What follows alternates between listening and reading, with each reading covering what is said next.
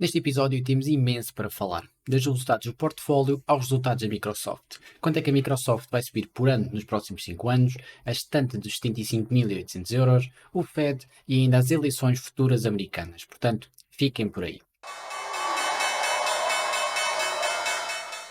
Boas pessoal e sejam bem-vindos ao canal de Investimento Estratégico. Como é costume, vou começar por mostrar os resultados do meu portfólio e os movimentos que, para variar, são inexistentes, pois não comprei nem vendi nada no mês de janeiro. No entanto, isso não significa que a primeira semana de fevereiro tenha sido despromovida de muita emoção. Ao analisarmos o estado do meu portfólio, podemos notar que a posição mais destacada é a Meta, que atingiu quase 13% do portfólio. Este print screen foi capturado no último dia do mês, portanto ainda não inclui os recentes movimentos mais significativos que a Meta fez, ou seja, de subir quase 20% num único dia. Falando em resultados, em janeiro o meu portfólio teve um aumento de 2,86%, enquanto o SP500 subiu 2,17%, resultando numa diferença positiva de 0,69% para o portfólio. Estamos cada vez mais próximos de superar o SP500, como evidenciado pelos resultados do retorno total para janeiro de 2024, que nos mostra uma redução na diferença negativa de 5% em 2023 para 4,4% já em janeiro. Portanto, estamos incrivelmente perto desse objetivo, tudo isto para dizer que o retorno total do meu portfólio desde a sua criação está nos 7,5% positivos, enquanto o hipotético ETF do SP500 está nos 11,9%. Agora, com os resultados do portfólio atualizados, vamos discutir os resultados mais recentes da Microsoft. Em relação aos resultados da Microsoft, não decepcionaram, como já é habitual, não é verdade? E estes resultados superaram a expectativa dos analistas tanto em termos de receita como em termos de EPS. No entanto, este trimestre foi mais do que apenas bons resultados em termos de receita e EPS. Como sabem, a Microsoft é uma empresa com muitos segmentos diferentes e este trimestre é daqueles que é realmente difícil encontrar fraquezas em qualquer um deles. Houve até uma reaceleração da receita na parte da Azure, no segmento da Azure, que é talvez o segmento mais importante da Microsoft.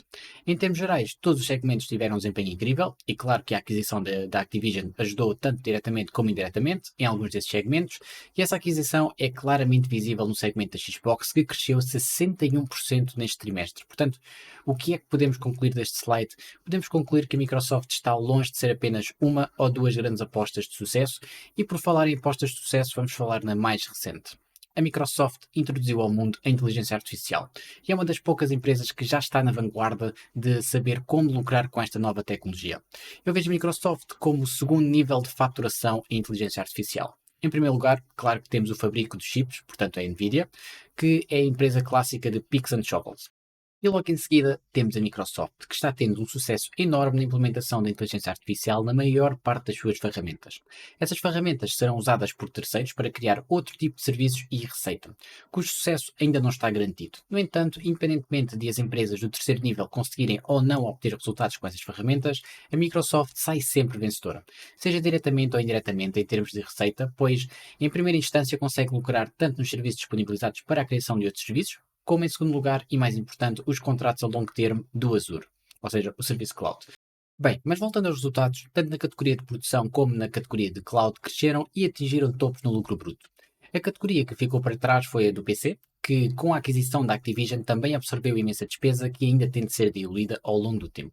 Mas mesmo assim foi um negócio lucrativo sem dúvida. Transformou a Microsoft em uma relação de terceiro para agora ter a palavra absoluta nas decisões. E acredito, sem muitas dúvidas, que vão transformar aquele departamento num departamento muito mais lucrativo ao longo do tempo. Em termos de margens, a Microsoft cresceu em todas as margens, tanto no gross profit como no operating profit este trimestre, mesmo com os custos administrativos e de publicidade a subirem devido à aquisição mais recente. Em termos de EBITDA, tivemos uma melhoria gigante de 45% para 53% de margem, e em termos de fluxo de caixa livre, a margem foi de 14,7%, ou seja, uma melhoria de 5,41%. Fantástico. Em termos de valores absolutos, o fluxo de caixa livre normalmente é sempre mais baixo neste trimestre, por ser o quarto trimestre do ano. Pode ser o segundo trimestre fiscal para a Microsoft, mas não deixa de ser o último trimestre no calendário, o que impacta sempre o valor dos receivables, que, por sua vez, impacta o valor final no fluxo de caixa livre. Agora, em termos de balanço da empresa, piramos nas vertentes principais, ou seja, o número total de ações em circulação subiu, a dívida a longo prazo subiu e o valor total de capital disponível desceu, como era de esperar depois da aquisição mais recente, obviamente. Em termos de recompras de ações, descemos novamente pelo sexto trimestre consecutivo, e por isso é que acabámos por ver um valor de ações total a não descer neste trimestre, até porque foi o trimestre recorde em termos de compensação de ações, novamente devido ao aumento de staff por parte da aquisição. Mas, mesmo assim, conseguimos um aumento de 166% neste trimestre em relação ao mesmo do ano anterior, em relação ao fluxo de caixa livre sem a compensação de ações incluída, o que é simplesmente excelente de se ver. E agora, passando para uma visão mais geral da empresa e olhando para os últimos 4 trimestres em conjunto, destaca-se uma subida em todas, mas mesmo todas as margens, desde o grosso margem até ao fluxo de caixa livre.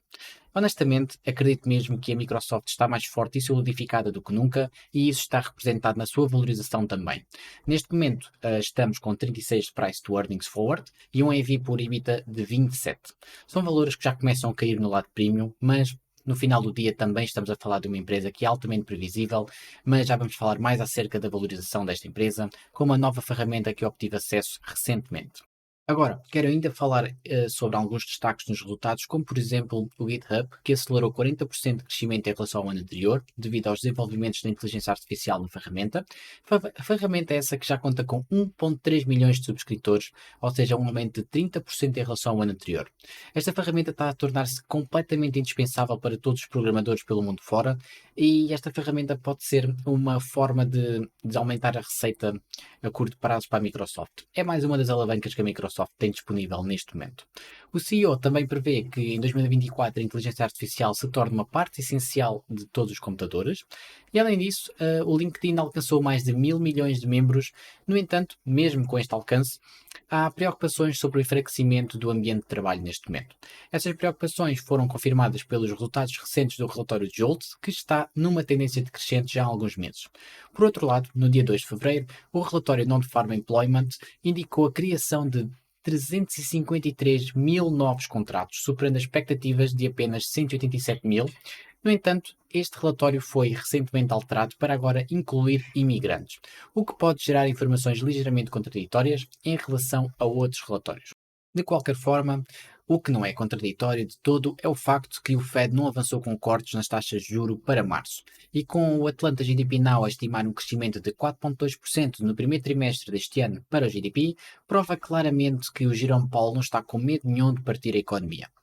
E voltando para os resultados, deixando um bocadinho a macroeconomia de lado, voltando para os resultados da Microsoft, durante os mesmos disseram também que a aquisição da Activision teve um impacto de 50 pennies por EPS, o que, se fizermos umas contas rápidas, sem este impacto teríamos um recorde também no valor do EPS para este trimestre. Algo pouco relevante, mas de veras curioso. E agora chegamos finalmente àquilo que as pessoas gostam mais, ao segmento da valorização da empresa e projeções futuras no seu preço de ação. Há pouco já tínhamos falado rapidamente acerca de algumas métricas já estarem a cair no lado premium, mas afinal de contas isto é uma empresa premium sem dúvidas. Bom, e eu obtive recentemente acesso a esta ferramenta para criar projeções, e isto obviamente vale o que vale, é apenas um guia, mas numa projeção para os próximos 5 anos eu decidi que 10% de crescimento de receita por ano, 50% de EBITDA em margem e 14% de CAPEX e uma previsibilidade alta seriam uns valores moderados e razoáveis para analisar esta empresa. E quando clicamos em analisar, ele distribui os retornos anuais consoante o yield do fluxo de caixa livre, o que é muito interessante. Neste momento, a empresa encontra-se com 2% de fluxo de caixa livre e se mantiver assim, a projeção devolve praticamente 10% de valorização anual durante os próximos 5 anos. Se por acaso a empresa ficar ligeiramente mais cara e ficarmos com apenas 1,5% do fluxo de caixa livre, já sobe para uma valorização anual de 16,5%. Isto obviamente vale o que vale. Eu uso esta ferramenta mais como um indicativo para perceber se os meus números fazem algum sentido ou se existem falhas evidentes da minha análise fundamental. Eu acredito que seja possível a Microsoft ficar ligeiramente mais cara nos próximos anos, até porque o Banco Central americano e as taxas de juros acabam por ter uma grande pressão nas valorizações das empresas, taxas de juros essas que devem começar a sofrer cortes já a partir de maio. Era suposto terem começado a cortar já em março, mas após esta última reunião do Fed ficou praticamente claro que não vai haver cortes nenhuns em março, mas mesmo assim o mercado está a atribuir 34,5% de probabilidade de haver um corte em março. Seja como for, não faz grande diferença 25 pontos base durante mais ou menos 5 semanas. O que interessa é que está para breve e, com isso, com certeza vai ter um impacto positivo tanto nas equities como no próprio mercado laboral e economia. Agora, vamos ver se não temos um reviver da inflação. Isso é que seria bem grave. Antes de fechar o episódio de hoje, queria apenas falar um pouco da minha visão política neste momento, e não vou falar bastante dos 75.800 euros ou da política portuguesa, senão o YouTube tinha de aumentar a capacidade de armazenamento para aguentar a telenovela que aqui vai. Mas vou falar sim é sobre as sondagens recentes do Trump e do Biden e dar a minha opinião sobre o papel do Banco Central americano no meio disto tudo. Neste momento, o Trump já lidera algumas sondagens, mas eu honestamente acho que o Banco Central americano pode ter um papel importantíssimo no desfecho destas votações, pois quanto mais tarde adiarem os cortes das taxas de juros, em prol de se aproximarem das eleições, que será no dia 5 de novembro deste ano, mais benéfico será para o Biden, pois o eleitor americano verá uma economia a melhorar e a prosperar na altura devido à redução das taxas.